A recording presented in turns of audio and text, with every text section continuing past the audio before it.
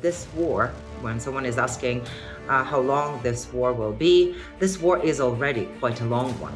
Путін програв тактично, стратегічно, і він це усвідомлює, що він програв. І час потребує, вимагає нового осмислення того, що відбувається.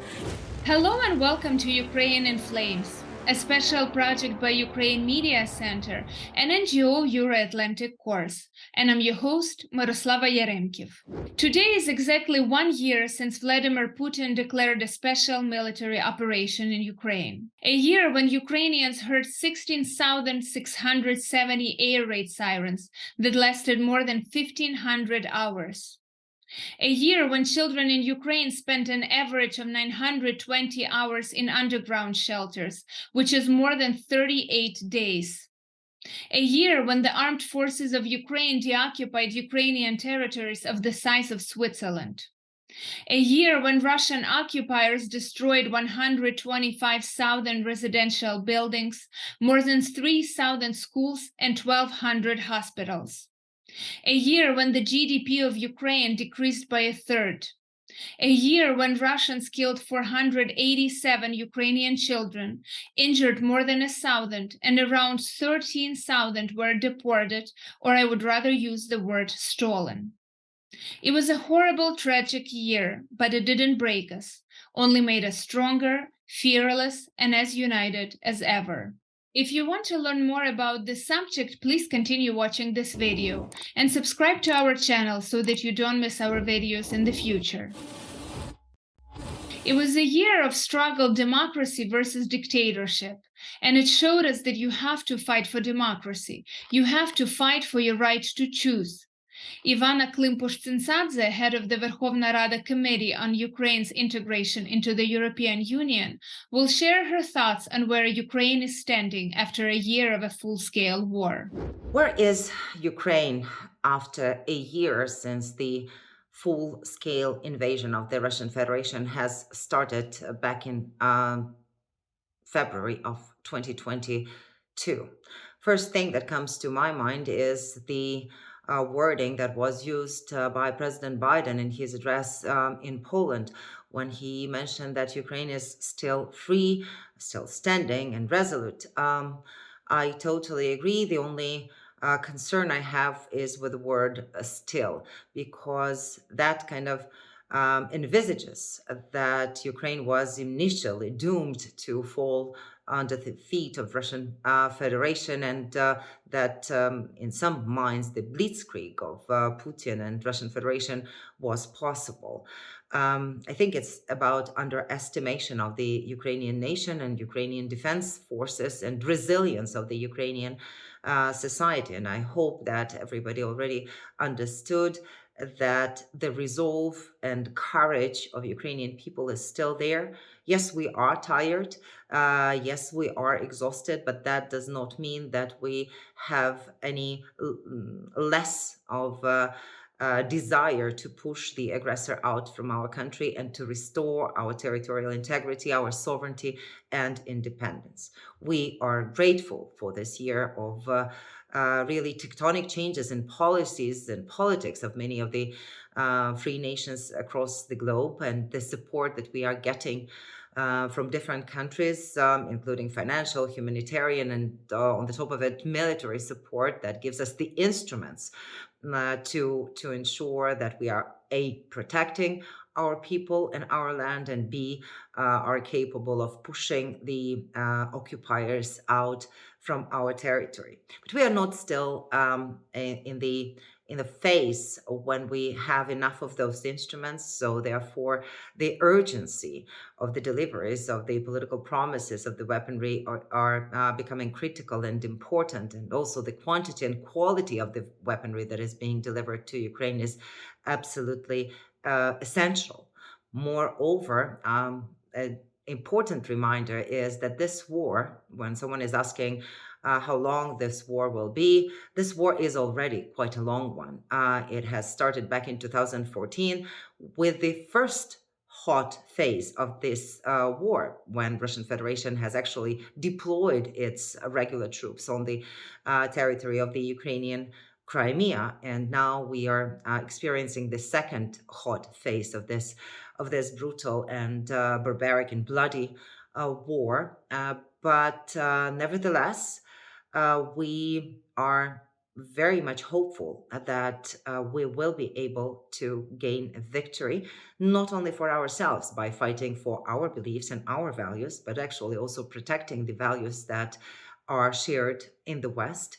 And we are hopeful that this will bring a sustainable peace to the European continent. And Ukraine is right now even more resolute to ensure that after the end of this war, after defeat of the Russian Federation, we will have this possibility to join both the EU and NATO. And today, the support of this European and Euro-Atlantic dream and goal of Ukraine is incredibly high in the Ukrainian society. About 86% of the Ukrainian people are supporting both of this joinings of the alliance and the union. So therefore, we are continuously hoping for the backing from the free world, and absolutely targetedly are working to ensure that the victory will be on our side, because it is about our survival, it is about our future, it is about our possibility to develop and to have the difference of opinions inside the country, to have the democratic practices inside the country, to have all of those things that we believe in. So we are counting on the support of the world, but we are absolutely conscious of the majority of the work and effort that will be necessary to be delivered by Ukrainian nation. The war in Ukraine from the very beginning began to destroy most of the forecasts of Western experts. Before the actual invasion, they were based on the huge disparity in the armament and numbers of the armed forces of Russia and Ukraine. Many underestimated the desire of the Ukrainian people to fight and defend their country, and such strong resilience of society and resistance came as a surprise. There were also misconceptions about the invincibility of the Russian army, and this has led analysts to speculate that Russia will win the war possibly by blitzkrieg. Valentyn Badrak, director of the Center for Army Conversion and Disarmament Studies, is going to analyze the change of narratives of Western experts regarding war in Ukraine and how it all led up to unprecedented visit of Joe Biden to Kyiv, capital of the country that is still in the midst of the war. Дуже чіткі сигнали, що Україна не залишиться наодинці. Я так розцінюю і розумію ситуацію для себе, що і візит Байдена в Київ, і різні інші супутні заяви, зокрема тієї частини світу, яка бажає все ж таки перемоги Україні, ми про це трішечки пізніше поговоримо, бо у нас є підміна понять. У нас кажуть, що начебто у нас створена антипутінська коаліція, вона не створена. Я стверджую це, і немає ніякої антипутінської коаліції. Поки що про цю площину. Чому відбувся цей візит, на мій погляд? Мені здається, що зараз ситуація нагадує якраз минулий рік, 22-й, коли Україні були надані озброєння, як ми умовно кажемо, озброєння поля бою, да? Тобто тактичні озброєння, і коли міркували, чи скільки там Україна, 72 години чи 3 тижні втримається. Зараз, звісно, ситуація краща набагато, і зараз я навіть наведу 2 цитати генерала Міллі, це голова Об'єднаного комітету начальників штабів Сполучених Штатів Америки, найголовніший, будемо казати так, генерал США, який ще кілька місяців тому стверджував, що це все завершиться перемовинами, бо жодна зі сторін не може перемогти. А вже буквально вчора з'явилася нова цитата його, де він каже, що Путін програв тактично, стратегічно, і він це усвідомлює, що він програв. Точка, да, що програв. Тому тут є певні нюанси. Пов'язані ці нюанси з тим, що зараз Захід і передусім адміністрація Байдена дивиться більше вже не на поле бою тут, на території України, а свої погляди переносять на, я б сказав би, панораму, переносять більше на азійський театр воєнних чи військових дій. Знову таки згадаю генерала Міллі, який у квітні виступав перед політиками Сполучених Штатів, і тоді він сказав, що не треба вв'язуватися у пряму боротьбу з Росією, Сполученим Штатам треба дивитися на Китай, тому що до 26-го року Китай може захопити Тайвань, а до 35-го зрівнятися в оборонних потенціалах зі Сполученими Штатами. На сьогодні промови генерала Міллі кардинально змінилися, і це чому? Тому що вони усі видохнули і побачили, що Україна буде стояти до кінця. І навіть оце опитування про можливість там тактичного ядерного удару, що 85 чи 87% українців сказали, що будуть стояти до кінця. Ну це і зрозуміло, тому що для значної частини українців, я б сказав би навіть для переважної частини українців, питання стоїть вижити або вмерти. Да? З вмиранням України розглядається питання екзистенційного виклику, тобто абсолютної неможливості усвідомлення, що це будуть концтабори, що це буде ГУЛАГ для українців. І це усвідомлення, власне кажучи, мотивує українців до боротьби вдовгу, там, в будь-яку довгу, да? Тому що іншого виходу немає взагалі.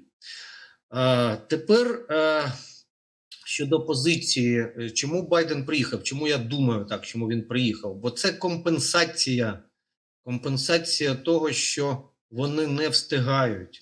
Тоді вони не хотіли давати нам потужну зброю, сьогодні вони не встигають. Is it possible to reinterpret a situation in literature when hostilities are actively taking place? Modern poets and writers try to document all the grief, loss, and pain that Ukrainians had to endure during the Russian aggression in their literary works.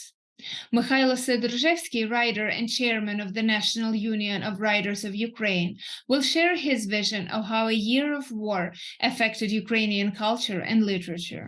Певні зміни, звичайно, відбуваються. Причому навіть не певні, вони доволі серйозні, але має пройти час, щоб це отримало належну оцінку в літературі. Перші, буквально першими відгукнулися публіцисти і поети.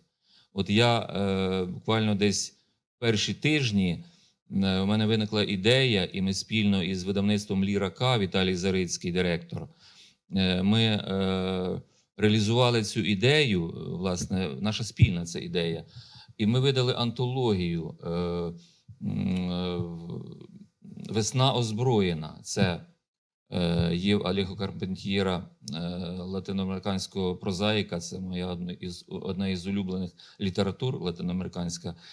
Є був роман «Весна священна». Так от назва цієї антології, там 142 автори, це фронтова, це воєнна лірика. Ось ми зробили. Люди моментально, дуже швидко відгукнулися в соцмережах, в різних можливих у Фейсбуці, в інших засобах. Тобто першим відгукнулися, звичайно, журналісти і поети. Проза зараз вже починає формуватися, і зараз уже ми бачимо, я бачу, зокрема, як редактор газети, і як читач, і як голова спілки письменників, з'являються надзвичайно цікаві прозові твори. Причому і як в поезії, так і в прозі час, оцей такий бурхливий, драматичний час, він народжує нових митців, він народжує нові імена. І вони вже є, вони, поки що їх мало, ми знаємо, там певні обойми відомих імен, розкручених, вони теж сьогодні реалізуються в тій чи іншій мірі, але з'являються нові, які несподівано отримали якесь емоційне навантаження, якийсь стрес емоційний, і це сподвигло їх до творчості. І це далеко не завжди графомани, далеко не завжди якісь початківці. Це є і проза, і поезія надзвичайно високого рівня. Тобто я певний, що війна, зрештою, як це було завжди в новітній історії, в різних країнах, війна породжує, народжує нових митців, нових письменників. І час потребує, вимагає нового осмислення того, що відбувається. You've been watching the special project by Ukraine Media Center and Euro-Atlantic course dedicated to the Russian-Ukrainian war, Ukraine in Flames.